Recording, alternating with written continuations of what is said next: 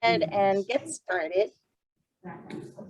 Thanks, Joyce. Aloha mai kakou, and welcome to the fourth and final session of our Dossier Writing 101 workshop series. My name is Erin Thompson. I'm a professor and coordinator for the Innovation Center for Teaching and Learning at Leeward Community College. As a member of the UHCC Professional Development Consortium, I'm pleased to introduce today's session, which is Evaluation and Assessment in Your Dossier. And this will be presented by three of our amazing colleagues. So the first is Jayne Bopp, who is an associate professor of sociology and women's studies at Leeward Community College. And she is currently Leeward's interim coordinator for the Office of Planning, Policy, and Assessment. And she's also our campus's accreditation liaison officer. Also from Leeward is Michele Mahi, an assistant professor of speech and communications at Leeward Community College. And she is currently the chair of Leeward's Faculty Senate Assessment Committee. And last but not least, we have Candace Tabuchi. Candace is a professor of hospitality and tourism at Kauaʻi Community College and is currently serving as the assessment coordinator for her campus. I would like to also take this time to recognize our UHCC System Director of Human Resources, Sandra Ueno, and UPA Associate Executive Director Jim Kardash. Both have been present at each of our Dossier Writing 101 sessions, and they've been lending support and advice as needed during Q&A sessions. So thank you to both of them for being here. We are grateful to our presenters for taking the time to share their experiences and insights with all of us. All three of them are extremely busy, and so we're very happy that they're here with us today. As you know, creating a dossier is more of an art than an exact science. The review process is a subjective one and entails general guidelines, both formal and informal, for all of us to consider when we're developing our own documents. Furthermore, we know that each of our campuses differ slightly in the interpretation of the guidelines, and we all have our own best practices. So we hope that you will use these sessions as a means to inspire your approach to developing your own dossier. But we also strongly encourage you to speak with your peers in your division and also in your discipline on your campus. The more information you have, the stronger your document will be. So with that said, we welcome you to our final session on assessment and evaluation, and let's get on with our session.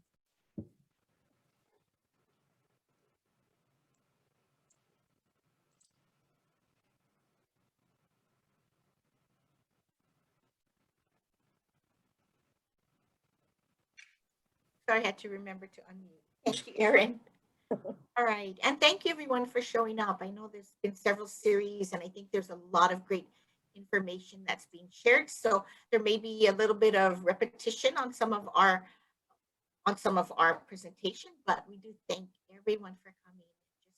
Just really want to support you as you go through this process. So I'll be covering the peer and student evaluations, and I think it's so important when we're doing our dossiers that we're really gathering our evidence. And so when you think about it, that dossier is really a summary, right, of all of your teaching, your accomplishments. It just documents the evidence.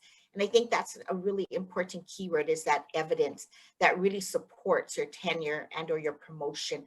And so an essential component of that evidence includes those peer and student evaluations or assessments. I have to say, though, this does differ, as Erin said, from campus to campus and with your different division personnel committees. So you do have to just check and be sure that you're following those guidelines that have been set, either in your division or program or on your campus. But mainly those assessments that we're looking at, and it's part, again, of your evidence, is that teaching effectiveness that you have and the contributions you have to student learning. And then your ability to meet the expectations of your department or your discipline. It's really an analysis of your strengths and also some of those strategies that you have to minimize any weaknesses that might come out in those different evaluations and assessments. So there really are a lot of sources that you can include in your dossier. Those are formative and summative. They could be formal or informal, solicited or unsolicited feedback. So you should be aware that there's a lot of different types of evidence that you can provide. And later, Jayne and also Michele will be talking more about those types of evidence, and then how to actually present the data on that. So for peer evaluations, those could be written comments from your peers that they've observed your teaching. So they've gone into your classroom, they've looked at your teaching materials, they've taken a look at your syllabus, right? They're just giving you a lot of written feedback, that formal feedback on your classroom, on your teaching strategies.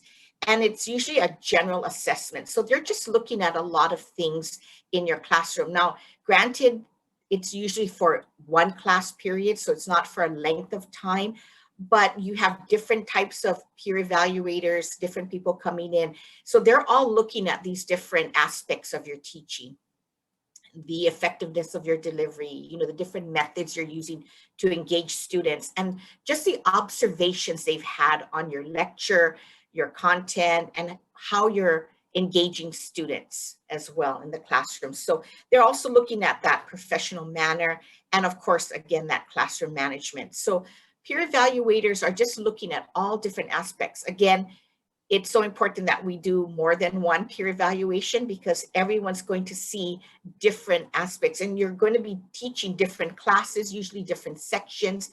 So you're just gathering all this feedback from your peers related to these different areas.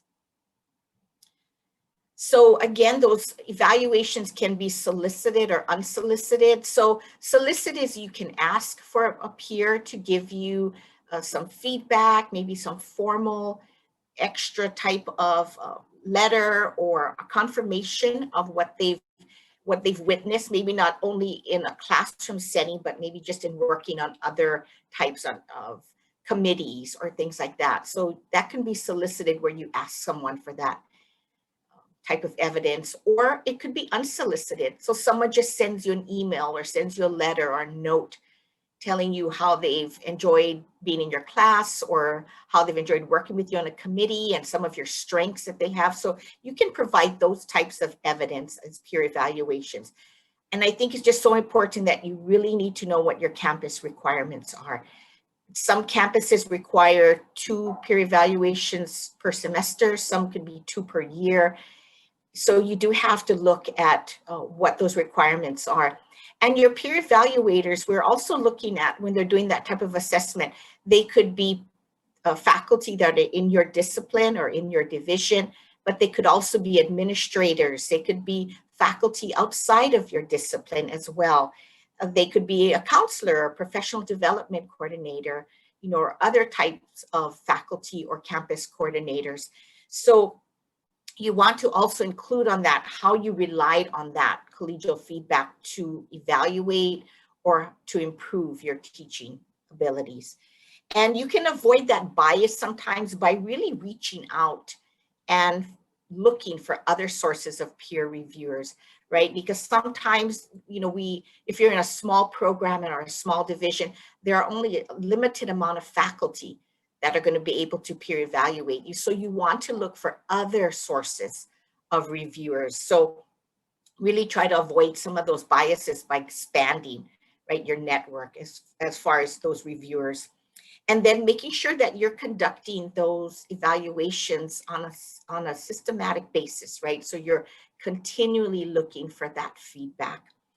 And then think about those peer evaluators that are potential mentors to you as well. So I know we wanted some sort of people to kind of have some sort of note-taking or feedback, but I thought one thing you could jot down is perhaps different sources of feedback. So perhaps people outside your division that you thought that might be a good reviewer for you, that is interested in your program or your class, your discipline. So you might just want to jot down, just for your own notes, different types of sources of peer reviewers.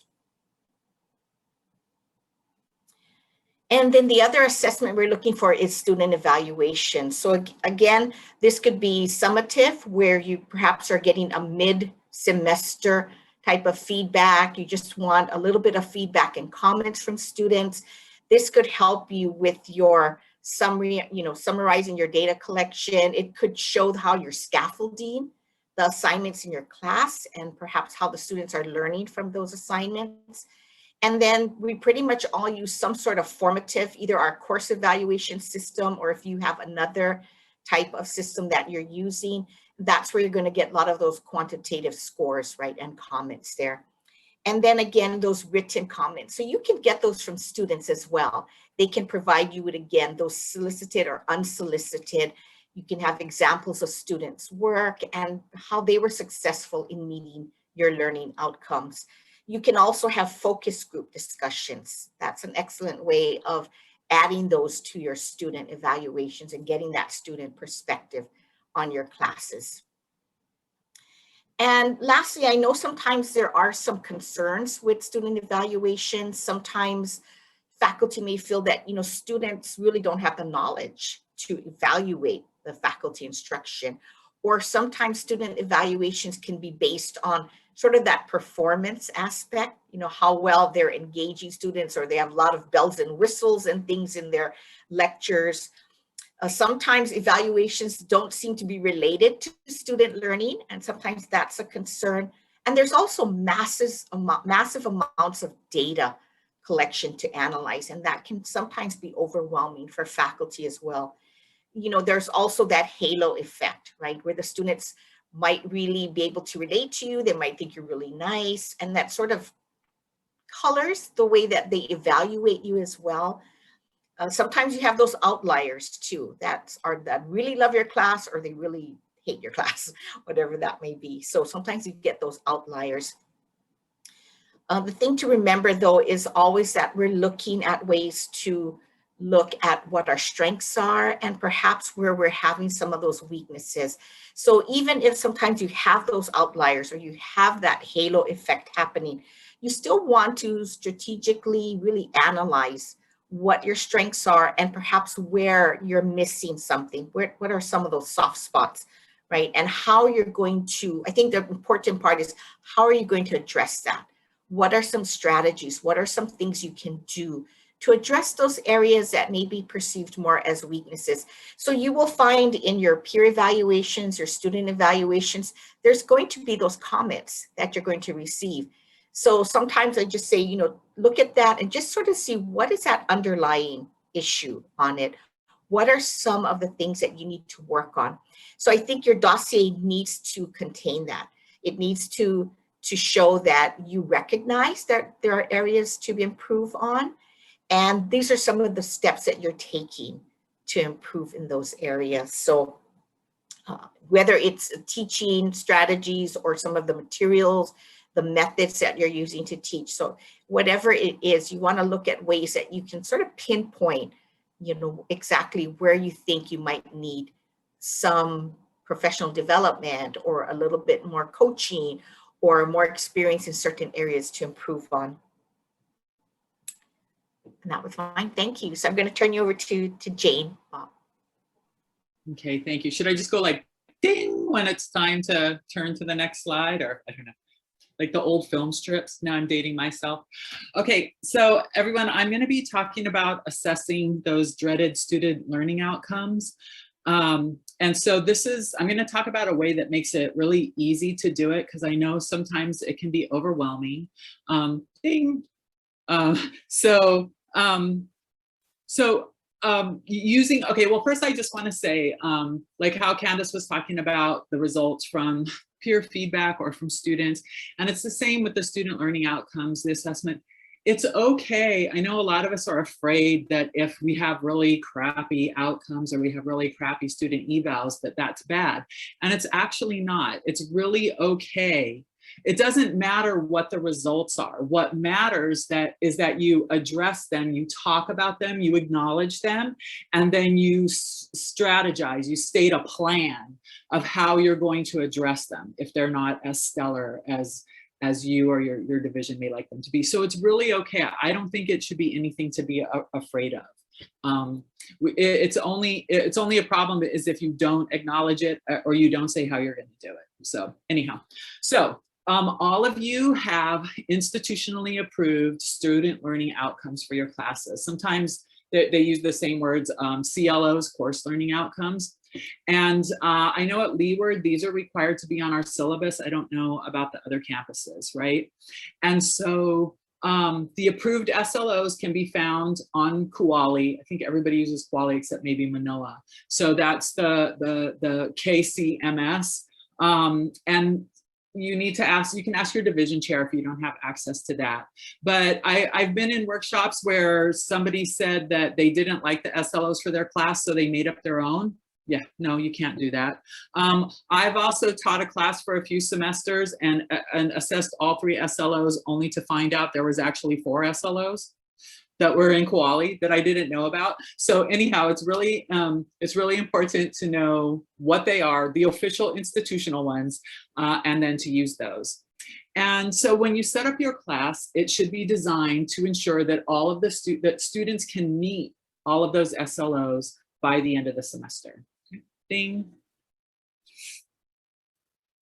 And so the kind of one of the easiest ways to do this, I know a lot of people have MLOs or module level learning outcomes or activities for their classes. I didn't have them before I started teaching the 5-week class. So there is some work into doing this if you don't have it yet.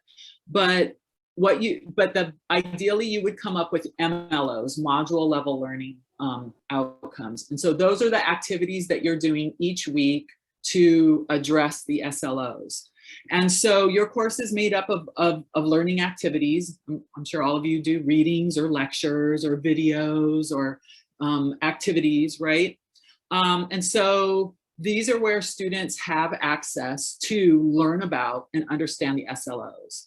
And so all of your module learning outcomes should somehow connect to an SLO.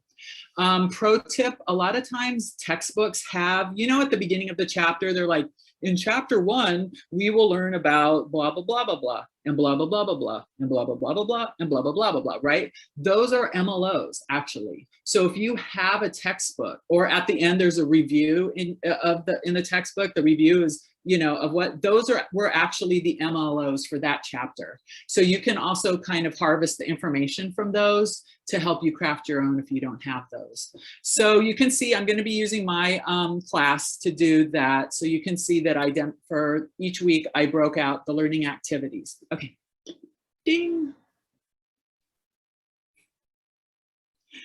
So then you also have ways that you measure whether or not the students learned it. Those are measuring, assessing is grading. All of you assess your courses because all of you give students a grade at the end. So you are doing assessment all the time in your classes.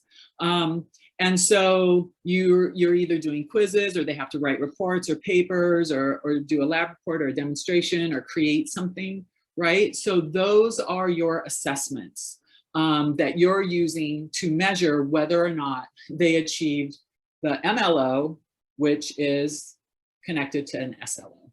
Okay. Ding. So one of the simplest ways to assess your SLOs is to choose what's called a signature assignment.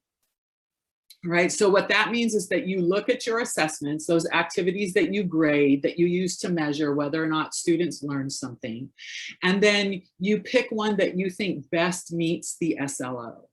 So now, of course, I mean, ideally you will be probably covering your SLOs throughout the entire semester. Right, so you can see for week 1, identify concepts central to the study of sociology, right? I mean, we do that all through the entire semester. You usually scaffold ideas, you're revisiting them. So I'm not saying that you just have to do one thing and then say that that's done. You're gonna be doing it throughout the semester, but you can go ahead and pick one assignment that you think best matches that SLO, and that's gonna be your signature assignment. So that's going to be the assignment that you assess to determine whether or not the students met the SLO. Okay, ding. So what you can do is try mapping your course out if you haven't done so already. Do it week by week. And then, like I said, if you don't have MLOs, just look at your learning activities and assignments, right? I didn't have those, so I reverse engineered my class. It's like, I wasn't very conscious of it, right? I knew I was teaching stuff and I knew I was doing good teaching it, and it made sense to me somewhere in my mind, but I hadn't really logically thought about, why am I showing this film? You know, why am I picking this reading, right? Why am I doing this? Well, it's because I'm using it to address something that I think is important. And then that's being connected back to an SLO. So you can look at your syllabus if you don't have those and see what you're doing. And then you can just reverse engineer your class.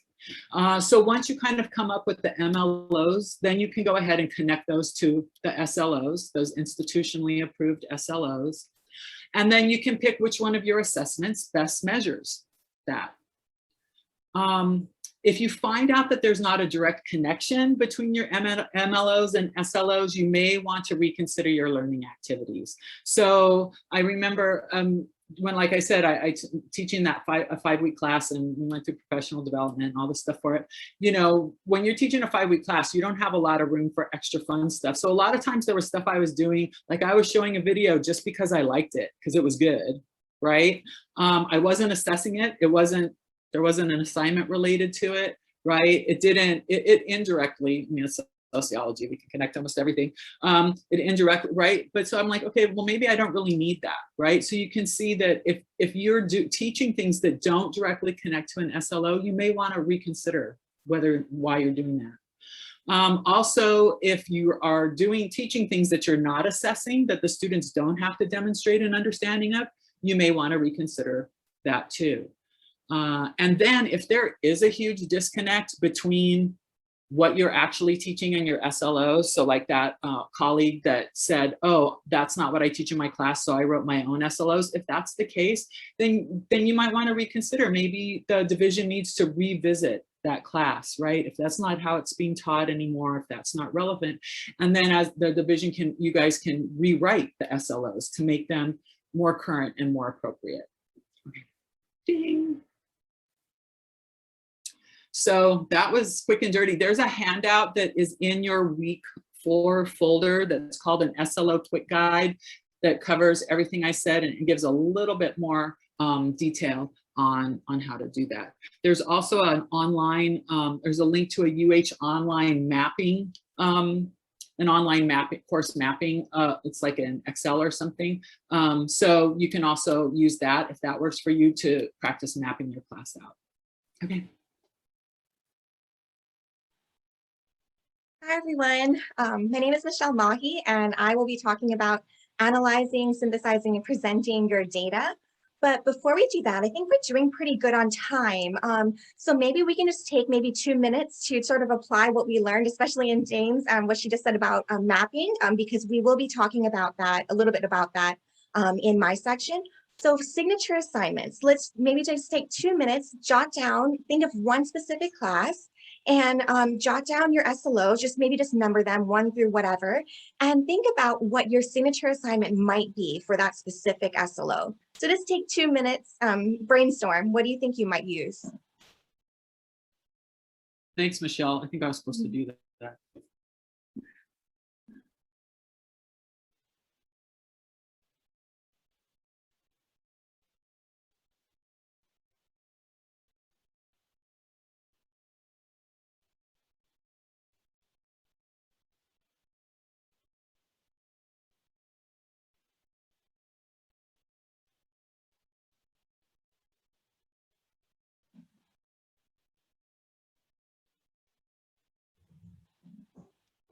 I see in the chat, someone asked if you have one assignment that captures all SLOs, can you use that? Yes, you can use that. I think. Jayne, what do you think? Oh yeah, totally. So some classes have capstone projects, right, that are put together. They involve things throughout the entire semester, and then there's a capstone project and it all covers that. So yes, you could do that for sure. And I think I forgot to mention, when I say you're using that signature assignment to assess the SLO, what you're using is you're using the grades from that one assignment, and you're determining what % of your students got a C or higher on that one assignment. And then that's whether they met the SLO or not. So if you have a capstone, then it could be, what are the final grades for the class? What % of the students got a C or higher? Then you would say that they met all of those.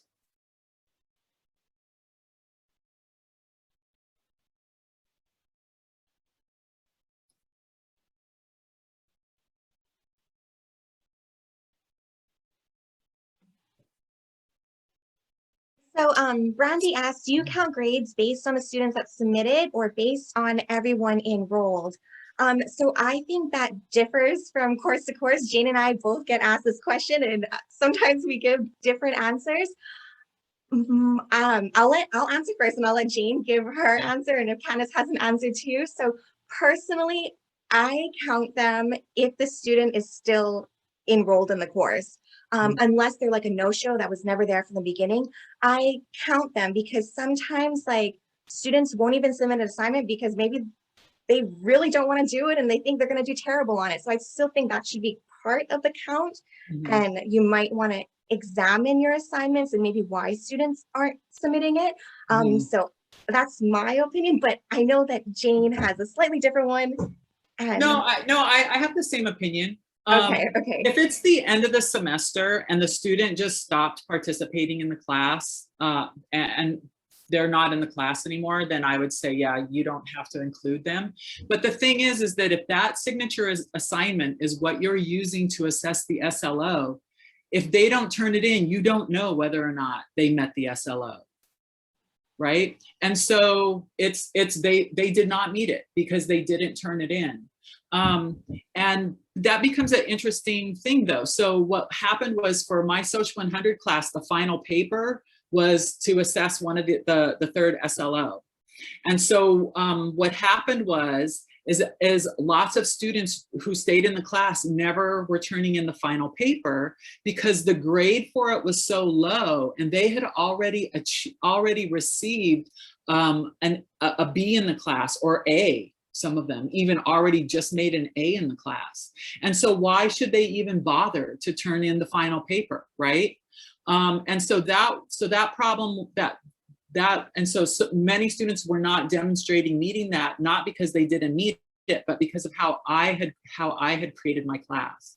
And so in that case, it's not that my teaching, sucks or whatever, my students are stupid, but in that case, it's that the structure of my class needed to be changed. And so what I did was I restructured my point system so that students, to get an A in the class, had to do the final paper. I just boosted up how many points it was worth, right? So that's the thing, and Michele will talk more about analyses, but there's all kinds of things that you can find, right, that will be revealed with this. If lots of students aren't turning in an assignment, then that is definitely something to figure out why, and to then maybe adjust somehow, or maybe that shouldn't be your signature assignment, right? Something else should be. Yeah, and I agree with Michele and Jayne on that. So I would count them unless for some reason they either withdrew or they dropped the class. But yeah, I think that's an opportunity, if you notice that happening a lot or students aren't scoring as well, to take a look again and see what you need to adjust on that, either the assignments or the points that you're using. And I think there were a few other questions. Megan asked, should you include a signature assignment for each class you teach? I do, just because my signature assignments are like my regular assignments. So I say yes. Candace, I think Candace is saying yes. Jayne, what do you think? Jayne, you're muted. What's the question again? I don't think I understand it. Megan asked, should you include a signature assignment for each class you teach? What do you mean? I mean, so in other words, like I teach 7 different courses. So in my document, it seems like that would get really lengthy if I'm trying to include a signature assignment to match one of these SLOs in each one of those classes. So how would you recommend, you deal with that in your dossier? Yeah, I do actually. Maybe I can dig up something if we have time at the end. But I teach a whole bunch of different classes too, because I teach sociology and women's studies, and then also human services, and there's multiple courses within those. So each one of those classes has a different SLO. And then, but then you combine all of, so I would get the average grade for, so let's say I taught 10 sections of Soc 100, and then I'm using quiz 1 for SLO 1, I would do the average grade for quiz 1 for all 10 of those classes to say whether or not I met SLO 1. Does that make sense? Yes, thank you. I'll share an example when we get to my section too, so hopefully that'll help. Okay. Oh, Okay, yeah. we have a few more chat questions. So Michele asked, should every SLO for every class be be addressed in your contract renewal document? Could you have too many signature assignments? I think yes. I think all your SLOs should be addressed. And can you have too many? So just pick, I would just pick one for each SLO. That's what I would do. But I do think you should address all your SLOs. Candace, Yes. Jayne? Yeah, you should address all your SLOs, right? You are supposed to assess all the SLOs for your courses, so they should all be assessed. And if you want to have, like, let's say for Soc 100, I decided that quiz 1 was good for SLO 1, and so was, you know, homework 3 was good. You could do that, but now you're having to grade for 2 different things and then average those grades. I mean, if you want to, knock yourself out, but that's already sounding overwhelming to me. So Yeah. Sticking to 1 is probably easier. Yeah, I agree, absolutely. But you should be assessing those SLOs anyway. So just choose one thing that you do consistently to assess it and just use that as your signature assignment. All right, we have a few more questions. So Igor asks, what about students who registered but never showed up and never participated in any activities but never dropped? I say don't include them. Jayne says no, and I think Candace says no too. Yeah, if they're not participating at all and they just never drop, they're just no-shows, I wouldn't include them in your data. Okay, let's see. Kay. Oh, Kay answered Igor's question. Okay, good. You're right, with participant verification, we won't have that problem anymore. So thank you, Kay. Okay, I'm a little bit behind in the chat. Okay, we're all caught up in the chat. Okay, all right, so now we can continue. All right, okay, so back to assessing our SLOs. So our tenure promotion guidelines, I included the link right there, and I'm sure you all have access to it since you've been working on it this whole series. But you might have noticed that the guidelines are pretty vague for assessment of student learning outcomes. They just read self-analysis of the degree of attainment of student learning outcomes in the classes taught. So you kind of have to break that definition down yourself. So the first thing is you want to define degree of attainment. So at Leeward Community College, we have been using 70% or higher. That's what we've been doing for like all our assessment work. So if a student scored 70% or higher on your signature assignment, that counts as meeting the SLO. So that would be like a C. But I'm not sure what everybody else's campus does, but that's just what our campus is. So that's the first thing you'll need to do is define your degree of attainment. And then the second thing is you'll have to go back to all your grade books for every course and the different sections, which is time consuming. I have been using La Lima gradebook, so it's not that bad for me, but that's the next step for like how you would assess the degree of attainment is actually going back to your gradebook, and then you're going to have to identify the signature assignments for each SLO, for each section of a specific course. So that might take some while, and you'll probably want to use like an Excel sheet, or I use Google Sheets to keep track of all that data. And then once you have all that, maybe on your Excel or your Google Sheet, you're going to want to calculate the percentage of students who scored whatever your degree of attainment was, so 70% or higher on your signature assignments. And then finally, you'll want to determine the averages for each semester. Someone asked, how would this look like for non-instructional faculty? Anybody have any tips? Because we are instructional faculty. Are you talking about for service area outcomes, Erica?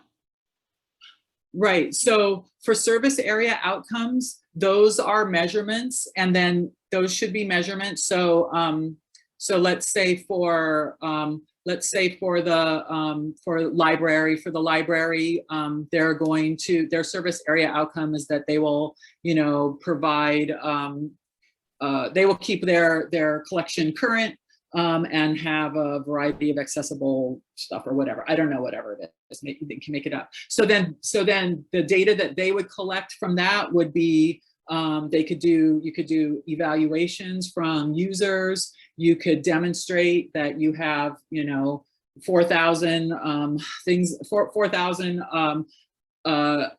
4,000 sources in the library, that those were reviewed and that, you know, they were updated, and now you have, you know, whatever it is. So, oh yeah, that's great. For grant funded projects, you can use your grant objectives. So for service area outcomes, all those service area outcomes need to be measurable. I think that that's the hardest thing for service area outcomes, right? Because if you say students will enjoy using our services, well, I mean, I guess that's measurable if you did a survey and then you had to quantify, I greatly enjoyed, I somewhat, right?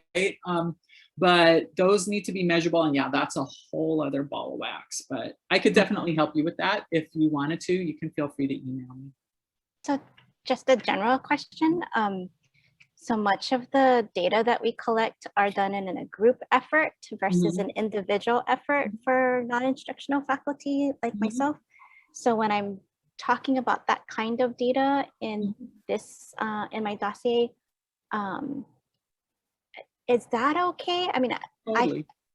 I kind of feel like, so I could mention that, I just have to mention that it was like the group effort, and this is Correct. my part in that. Okay, got it. Absolutely, yeah. Yeah, I think to it like service outcomes. So it could be the number of students that were served, you know, how were they served? Were they walk-in? Were they online? Were they? So typically you'd want to keep track of that data as well to see if you're meeting what those service outcomes are. All right. Okay. Well, Candace, can you go to the next slide?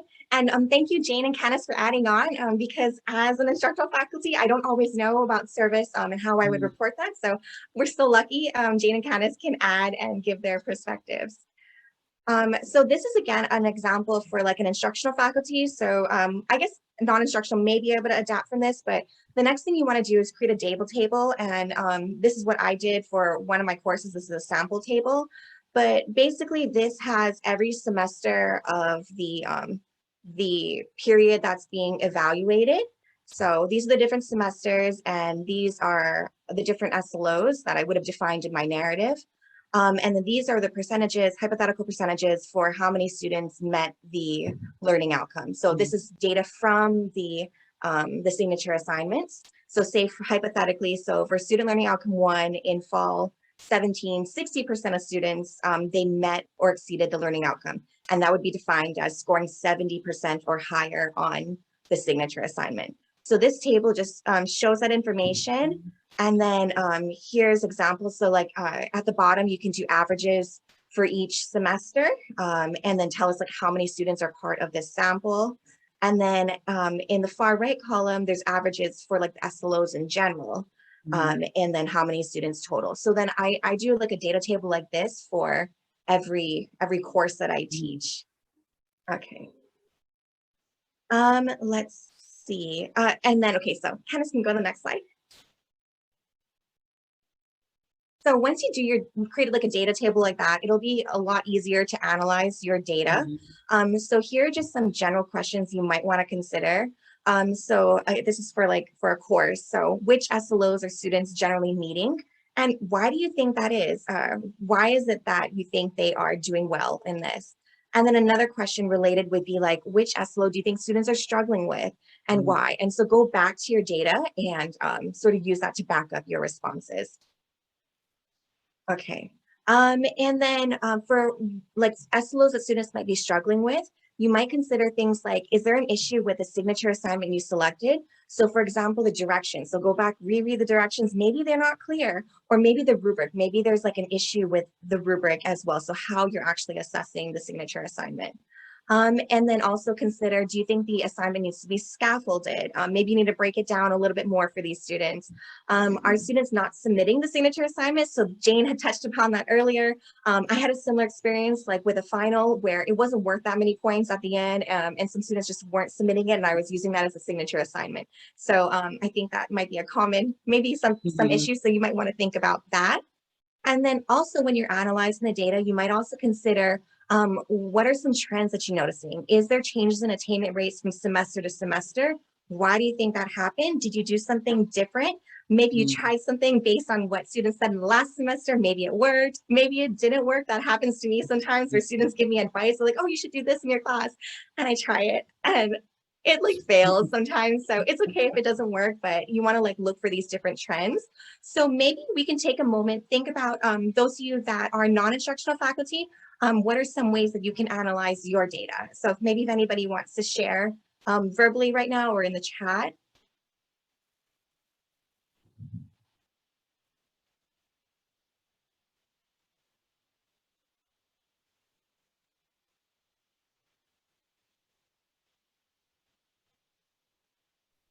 Any ideas for non-instructional, how you might analyze your data? Some questions you might consider.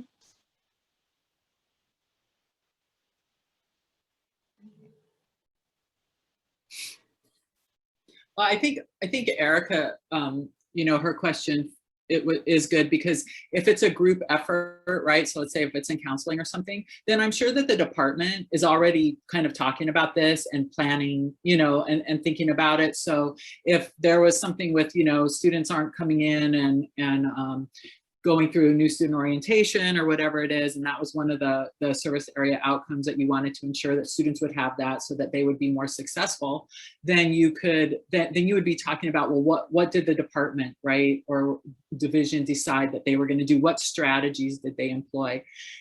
And like I mentioned before, even with teaching, with your courses, instructional or with service areas, you're trying to, you're strategizing to make something better. And your strategy may not work that time. It may not, or it might not be better, or it might be the same, right? And again, that's okay too. What's important is that you're looking at the data, you're acknowledging what's happening, and you're trying to figure out ways to get better. So this is progress, not perfection. It does not matter if, you know, if there's not a significant improvement, right? And then even, you know, even for some people, maybe all of your students are achieving 70%, but maybe you think, you know, 70% isn't that great. I mean, it's like, okay, people are pulling a C, you know, okay, that's good, but I'd really rather have them, you know, be excellent or higher, right? So then maybe you can try to strategize ways of well, how can we bring that up? How can we get people to have a B or an A, right? Here, so Michelle's table is really short and sweet and lovely. Can I share my screen? I'll show you what I submit in the appendices in my dossier. So there's different ways, right? So, you know, like everybody said, there's not necessarily one right way to do this kind of stuff. So you're gonna do what makes sense for you. But now I can't even, can you guys see that? So so what I have, so it's several pages, but so I have the course, I have the number of sections, and then the number of students. And then in sociology, within our own department, we've kind of come up with our own rating, right? And so then I'm putting what the SLO is, what was used to measure that, and then the range by sections. So this is how I presented my data. So this is going to be in the appendices because it's several pages, but at least I have this, and then I can kind of do an overall analysis with it and say, you know, these classes people met and these classes didn't, or whatever it was, and then they can refer to this. So there's a bazillion different ways you can do this. It's whatever makes the most sense to you. I had a quick question. 'Cause this is making me think about just a lot of different ways that I would include the information.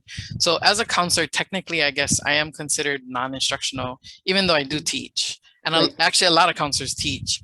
But I never, generally, I would always include my teaching, right? And I would include those stats, but I don't think I really in the past have included my unit. Even though we look at our percentages of how many students we serve for different initiatives, like incoming students, right? We have mandatory appointments that we have to do with them, all that kind of stuff. So part of what you're saying potentially is in a situation like if you're someone who does teach and kind of is part of a unit, division, whatever, where we're servicing students, that we should probably be including that kind of statistics as well in our evaluation. Oh yeah, probably. Yeah, you would do both, right? Here, wait, I just pulled up the SAOs for mission and goals for Leeward because I was trying to, so for counseling, for our counseling, their SAOs are their current SAOs are students will declare a major by the end of the first year. Right. Okay, right? And students will declare a STAR concentration. Okay, right. So that is a measurable outcome, right? And so I can like Erica was saying, right? I mean, all you folks, PK had worked to achieve that, right? But you could say this is the SAOs, and so we worked to do this, and so what % of students did that? And then you could report on that. Right. And I'm definitely aware of it. I guess I usually would put the classes I teach, but I actually didn't put that. So I appreciate you pointing that out. So I'll be including that. Yeah. Okay. Mahalo. Staying here. Thanks a bunch, Jayne. Now I'm rethinking that section of mine. Thank you. Sorry, did we answer all of the questions in the chat? Let me look. I lost Looks like track of where we're at. Okay, so Erin said she likes this is progress, not perfection. I also like that statement too, so thanks for that, Jayne. Richard said we use a template provided by the school that we input the SLOs, how each is met, not met, 70% or higher, and if changes were made, and then they submit it to the division chairs. Oh, how great, Richard. Richard, what campus are you with? You're on, Richard, you're on mute. Okay, Honolulu Community College. Oh, how great. Oh, that's so great. Okay. Let's see. Yeah, I'm sure some of your campuses have like that kind of a form, or you actually have a course management system where you enter something like Illumine or we're trying to get campus labs, so it'll do that for you. A lot of those aren't set up though for service area outcomes, so that might be different for you folks who are in support areas. Yeah. I think you folks have done all the questions. I think the one that, if you have any insight, would be from Michele, where she said, for those of us that teach 7+ different classes per year, won't this be a ton of data? So I don't know if you have any ideas on how to best organize it, because it would be a lot, right? Yeah, go ahead. Go ahead, Jayne. Go ahead. Well, yeah. Okay. So, I mean, some of those, right? If you're teaching a ton of the same class, then it is a ton of data. So what I would say, and again, check with your division chair or whatever the standards are, right? Because some DPCs can be picky. But if you're teaching a bazillion classes, maybe then you're going to do a random sample of half of them, 50% of them. You could do that. And it needs to be random, so you could say how you randomly did it, right? It's not like, oh, the best ones, right? But I suppose you could sample that if you wanted to, if you're feeling too overwhelmed with the data, right? But for us to know that we're doing a good job, right? All of our students should be meeting all of the SLOs every semester by the end of the semester, right? So it is important to see whether or not those were assessed. Yeah, I wanted to say, that's a great question, because it really would also be dependent upon your assessment plan. So maybe every program or discipline would have some sort of assessment plan where you're assessing your courses. It doesn't have to be every course every semester, but it could be a course once a year, or you could be, maybe you're not teaching that course every single semester, it's every other year. So you would follow that assessment plan, and you have a schedule so that at least you are assessing all of your courses, but you're not having to do it every single semester, because that is a lot of data to gather every single semester. Because I think on our campus, the English department, because, you know, English 100, right? Bazillions, that course is taught a bazillion times by a bazillion people. And that's the scientific number for it. They do a random sample. So they do a random sample of the courses that were taught, and then they analyze those. So they're not doing all of them. I think what, like, just to kind of chime in, I think for me, the way I would approach it too is that when you're doing this type of assessment and analysis, you're not doing it for anyone else but yourself. So if you are the expert in your courses, you're the expert in your course content, you're the expert in trying to figure out, okay, what do I need to know in order to improve my practice? And so as long as you explain how you're going about it, then I personally don't think that you can go wrong, because this makes the most sense for me, and I'm gonna glean what I can from the way I assessed and what I assessed, so that it aligns with the SLOs that my institution has set up, and this makes sense for me. And as long as you explain that, I don't think anyone who's going to be from another campus reviewing your document or from another discipline is going to question that, because you are the person who's the expert. So do it in a way that makes sense for you, that doesn't totally stress you out, that it's not about just the data and the stats, but it's really about what's the meaning that you're going to glean from those statistics. So. And then clearly articulate that in the dossier, right? All right. Okay, Candace, I think we can go back. All right, next slide. Okay, so another thing you might want to do is you might want to triangulate your data. So for a course, you might want to compare your SLO data with other data sources. So for instance, you might look at how your SLO attainment rates compare to your final grades. So do they sort of match up? Or hypothetically, like say students aren't doing so well on your signature assignments, but they're getting good final grades. So there's like a disconnect. So why do you think that might be? Or maybe it's the other way around, but you might want to think about that, and maybe go back to your course map and see. So that'd be one way that you could triangulate the data, is look at like your final grades. How do they compare to the SLO attainment rates? Another way you can triangulate the data might be to compare student learning outcome rates to their own students' perceptions of their learning. So look at what Candace was talking about for the student evaluations. There's usually a question about learning, or if not, you can add one into the CES. But on our campus, on our department, we have one about learning perceptions.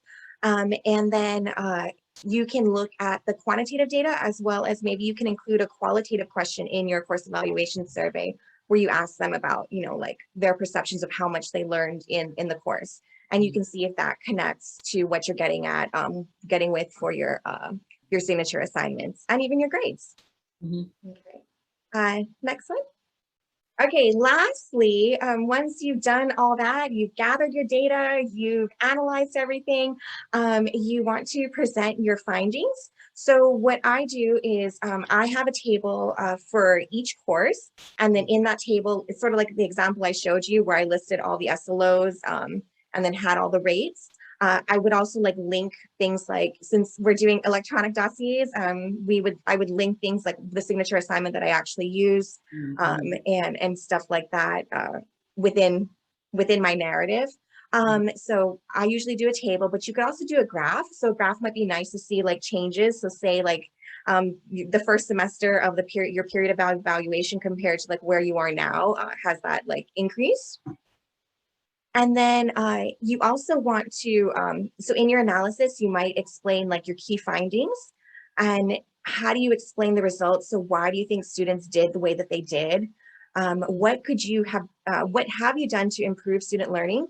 So throughout this evaluation period, what are some different things you tried? What worked? What didn't work? And if it didn't work, like Candace and Jayne said, I'm Erin, it's totally fine if it didn't work. You just have to explain. And the whole purpose of this is to focus on improvement. So what can you do going forward to help improve this? What are new things that you can try? Okay, all right, next slide. So now what? So now it's the time where we hear from all of you. We're going to do a breakout room because, as we mentioned earlier, different people do it differently. And these are just things that Candace, Jayne, and I have done, but you all have great ideas too. And we're excited to hear them. So we're just going to do like a really short breakout room, maybe about 5 people per room. So maybe we can get that set up. So just some questions that we want you to consider. So how have you approached assessment in your dossier? Or if you've been on a DPC or TPRC, how have you seen other people approach assessment? So what are some things you liked, or even like, what are some things that you didn't like? So those are some questions that we want you to consider in the breakout rooms.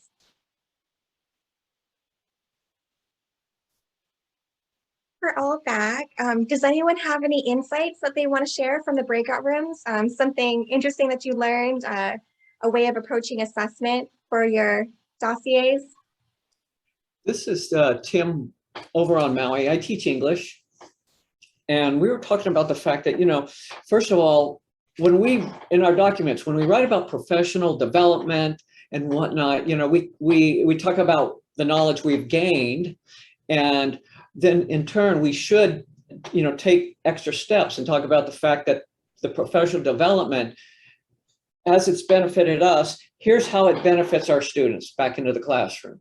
Okay, so with assessment, you know, when we're assessing our SLOs and we're writing it up in our documents that make us, you know, look good and whatnot, we have these numbers and percentages, and it puts us in a wonderful light. But do we ever talk about how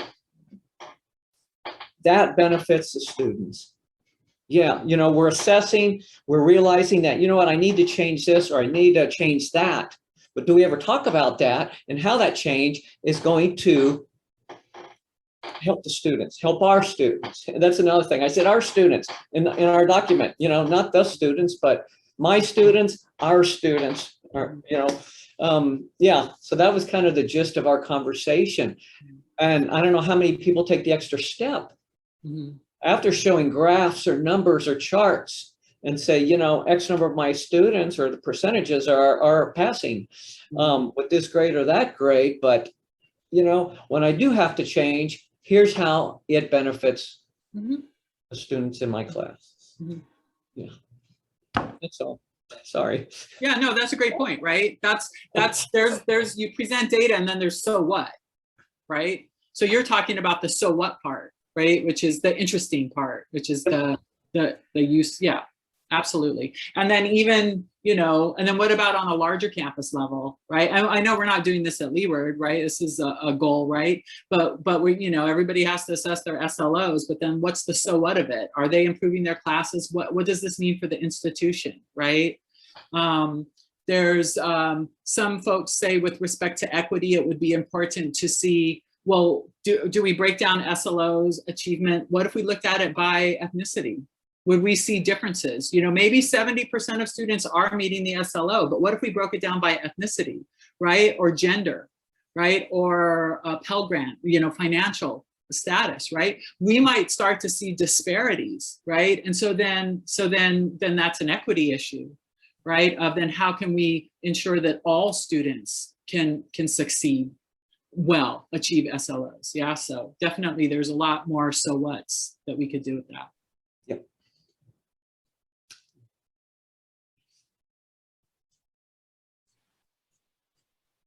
Other ideas from other breakout rooms? That was a great one, Tim. I think that's really important to connect everything back to our students. How will this help them?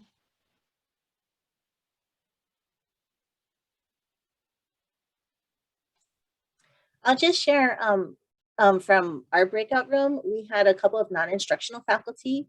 And so I think this is more of a comment than anything that, so SAOs, support area outcomes or service area outcomes or student area outcomes. I mean, some of them, they have different titles for it, but using those to assess how non-instructional faculty are progressing in their own work, it's relatively new for the non-instructional side. So the SAOs are pretty much the SLOs for non-instructional faculty and for service-oriented faculty.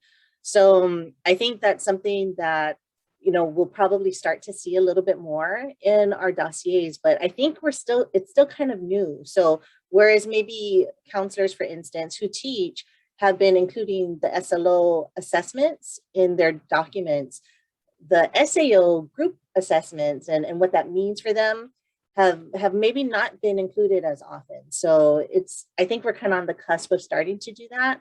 I think more we probably have looked at student evaluations and use that to assess performance. So so that was just a comment that was coming up, that it's kind of changing. And because of this workshop, some of our non-instructional faculty are kind of rethinking how they're going to be approaching their document, which I think is great. It's all about, let's just go deep in our analysis and in our reflection, and that can only help us be better at what we do. So that was just a comment that came from our group.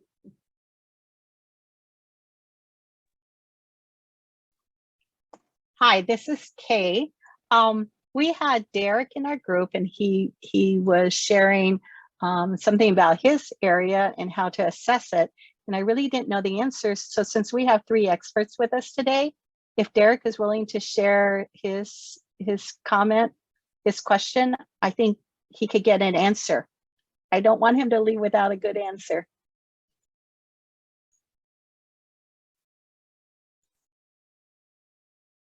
So I guess my question was that we have a capstone lab exam for rheologic technology.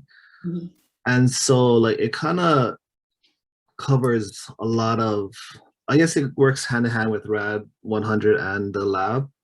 So can we use that as a good assessment for student SLOs? Yeah, I don't see why not. So this is for a lab course? Yeah, it's a lab course. Basically, students need to show, I guess, competency in skills. And so there's SLOs for your lab course. There's the institutionally approved SLOs for the lab. Yeah, they're kind of, yes, they are. Right. So you could use if the capstone does meet all of those, or it demonstrates that they've been meeting those, you could use that one capstone assignment to assess the SLOs for the lab.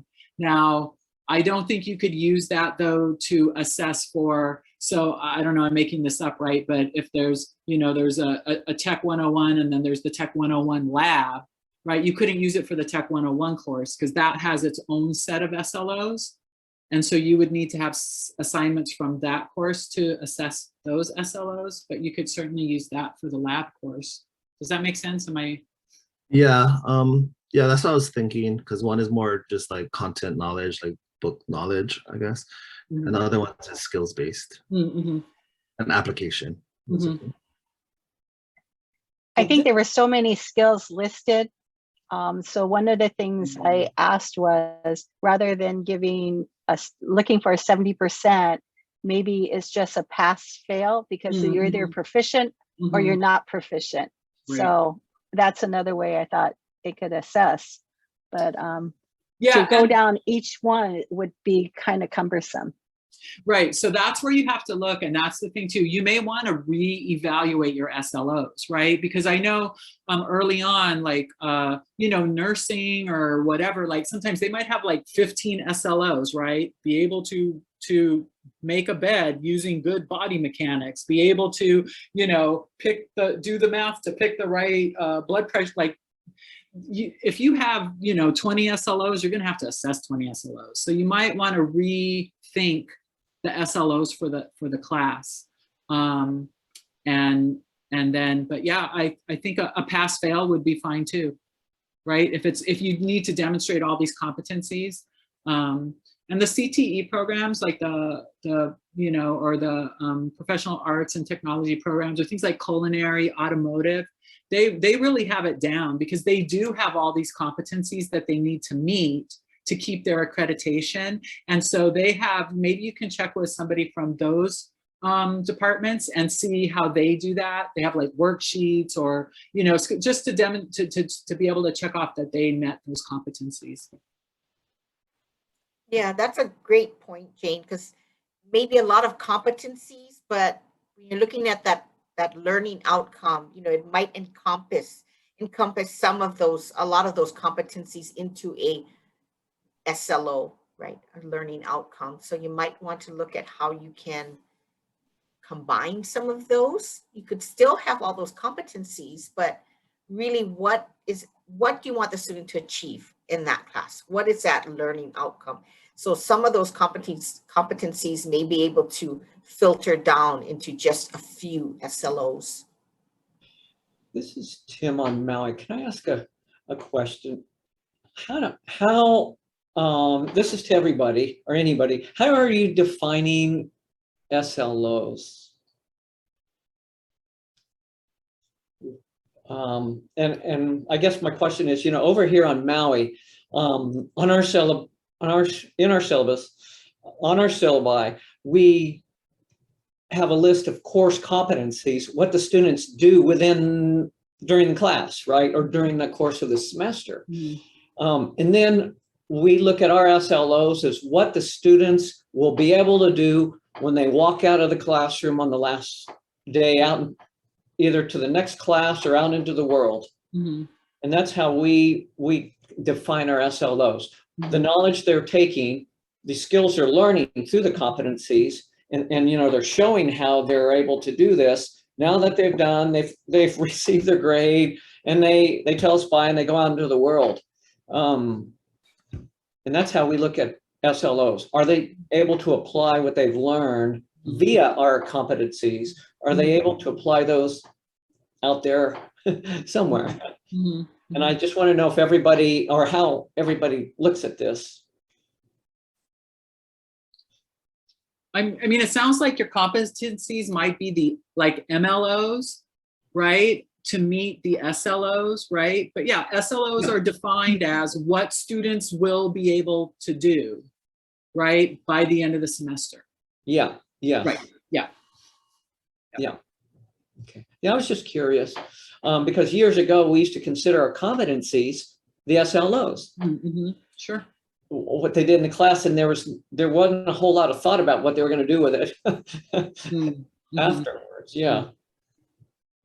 Yeah, that's a good point, Tim. And I mean, I don't want to add more confusion, but I do want to say that a lot of us are moving towards assessing our program learning outcomes, right? Yep. So those SLOs have to filter into to program learning outcomes, and not every course's SLO will filter, right? Not every single. So I know you get down to competencies, and then that should be reflected in what exactly those student learning outcomes are. What do you really want that student to know or to have learned in that course? So they shouldn't have like 10 or 12 of them, right? That's too many for you to assess. Yep. And then you have to figure out how those SLOs in those courses are filtering into the program learning outcomes. Right. And there's even ILOs, right? Institutional learning outcomes. Help. Okay, but you guys don't have to worry about PLOs or ILOs for your dossier, okay? Yes. All you guys got, unless you are the program coordinator for, the certificate in sustainability, then yes, you get release time for that, and that's part of your duties, then yes, you would have to possibly report that. But yeah, but let's not freak out too many people, right? So yeah.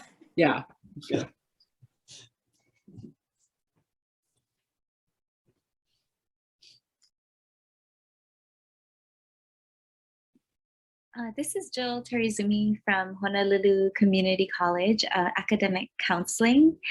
And we've done different types of assessments like surveys, Google Forms, but just wanted to get more feedback on how we can beef up our assessment, other means of assessment, other ways. I mean, we could do focus groups and things like that, but with COVID, it's been extremely difficult.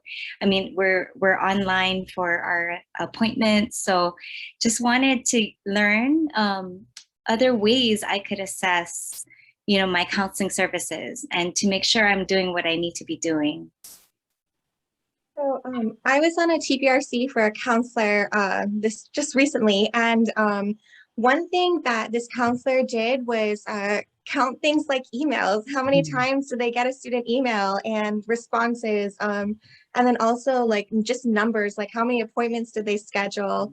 And then they looked at it semester to semester. So that's just like one more source that I'm not sure if you've already doing that, but that's one thing that I saw that I was like, oh, that's a good idea. Maybe I should do that for student emails, like when I get emails from students. So just one idea that I saw.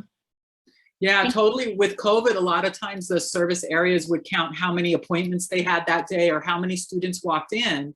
But but with COVID, that didn't happen. So you definitely have to count phone calls, chats, texts, emails, right? And the emails are cool because, I mean, you can redact.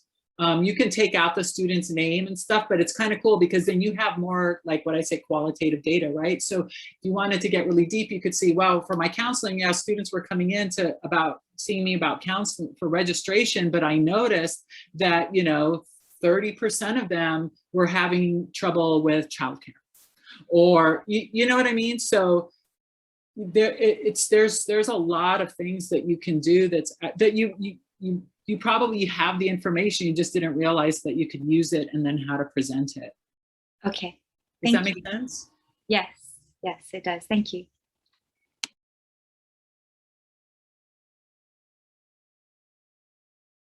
Any other counselors here? Maybe ideas for Jill, what she might include?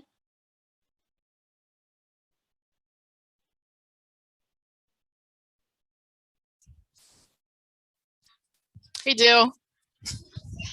Aloha. So, I actually, and I've done this for a while, but everything, from like phone calls to emails to any student contact at all, definitely included that. And I consider that to be student time. So that's a big one.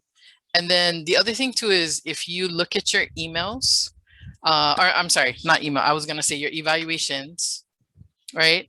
So a lot of times they have like they can make comments or whatever. So I actually do tick marks where if the comment was about how they appreciated learning about STAR, or they appreciated that I showed that like dedication to like that I care about them or something like that. I mean, so what I do is I actually mark off all the different things that students comment that they like about my services for them. And I make a chart and I actually put that in my evaluation section too. So in addition to logging all of the student contact, I also do the content of it as well. Like what are students saying that they like and appreciate about the services that I'm offering? So that's like an added evaluation of my services as well. Oh yeah, that's awesome, PEK. So she's talking about qualitative analysis, and in that case, the data tells you what the outcome is, right? When you create a survey, how many students, right? But so PK is looking at her thing and she's starting to see these themes, right? Oh, felt like somebody cared about her, felt that she cared about them. Oh, they appreciated STAR. Oh, right. And so then the data is telling her what the analyses will be, right? Does that make sense? Yeah. Cool. Nice work. So, but definitely looking at the data and then sort of, because what I don't want to do is just throw a graph at somebody and not really talk about, like, go more deeply, in terms of how people are saying if it's effective, specifically, what is it that I'm doing? And then always in all of that, offering some kind of analysis. So explaining when they're reading my stuff, like, so how do I see that? Like, how am I taking this data and applying it to why I think it is what it is and how I'm going to use it in the future? So that's just one suggestion. Thank you so much, PK. You're welcome.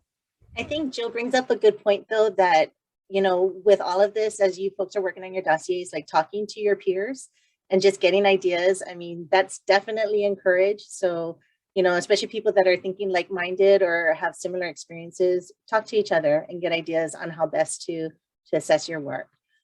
We are coming to the bewitching hour that we want to be respectful of your time. So with that said, I do want to, Jayne, Michele, Candace, was there anything else that you want to add? Otherwise, we're going to wrap up this session. Anything else? All right. I just wanted to just say mahalo nui to Jayne, Michele, and Candace for such an informative and engaging session. We learned so much, and now we all love assessment just as much as the three of you. So I also want to take the time today to recognize my colleagues in the UHCC Professional Development Consortium who worked to put this Dossier Writing 101 workshop series together. So these are your peers, Michele Phillips from Kauaʻi CC, Gretel Sia from Honolulu CC, Lee Dooley from Kapi'olani CC, Jeff Mexia from Kauaʻi CC, Joyce Yamada from Maui College, and Elizabeth Ratliff from Windward Community College. If you folks like these UHCC system-wide workshops and have ideas for other topics, please let our reps know. Leeward, you guys can let me know. Just a couple announcements. The electronic dossier training from Sandra Ueno's office, there'll be another session. I heard the first session was amazing. So there'll be another opportunity for you folks to check that out. That will be tomorrow, the 29th, from 10 to 11:30. And I think Joyce had sent out an email with the Zoom link and information for you folks. The other thing I want to, I'm putting in the chat right now is that we have put together a participant resource folder, and it's for all 4 of the dossier workshop sessions. So we separated them out by sessions, and we have the PowerPoint, the slide decks in there, any resource guides for you. So you can go to it at go.hawaii.edu, capital N, small lowercase c, capital P, and you can access those. So in this folder, you'll find the slide deck from today's workshop, as well as an SLO quick guide that the team put together for you. And I just wanted to also let you know, we had another faculty member who does a great job with assessment. His name is Tony Silva from Kapi'olani Community College. He is busy with the general education redesign project, but he did give us access to his slide deck and a link to an assessment workshop that he did for his Kapi'olani peers. So if you want to go ahead and take a look at those resources, you're welcome to do so. And finally, we want to say thank you to all of you for making time in your schedule to join us today and for the last sessions that we've had over the course of July. Please check your emails within the next few days. We'll be sending out links to resources from today's session, as well as an evaluation form for you to complete. And just as a final thought, as you folks write your dossiers, again, be informed. So talk to people, review the workshops, review the documents, be reflective, go deep in your analysis. And again, write your dossier for you, right? Don't write it for others, write it for you so that it shows that you know what you've done and what you can do better as you continue to grow in your practice. And be yourself. There's a reason you folks are in the position that you're in. You're already trusted. You don't have to prove yourself. You've already proven yourself. At this point, it's time to improve yourself. So we just want to say good luck in your writing. Take care, good luck, everyone. everybody. And ohuiho. Aloha. Thank you. Thanks, Joyce. Thanks, Joyce. Thanks, Candace. Joyce. Michele. Thanks, Jayne, and Michele, and Erin. Thank so you much. all.